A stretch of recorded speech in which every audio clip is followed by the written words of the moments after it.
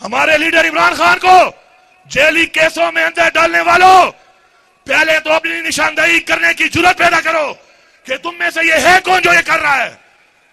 मैं किसे पूछूं? आईजी पंजाब मेरा मुजरिम है, मरियम नवाज है, जरदारी है,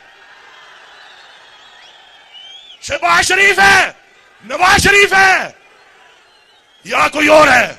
अगर तुम्हारे अंदर गैरत है, तुम्हारे अंदर जुर्रत है, अपना नाम बताओ, फिर हम तुम्हें बताएंगे कि हम तुमसे कैसे निपटते हैं।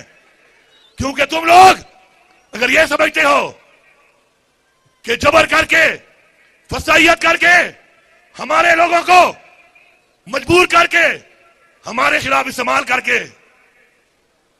यह समझते हो कि हमें उन्होंने बताया नहीं कि किसने किया, किसके कहने पे किया, किसने कराया,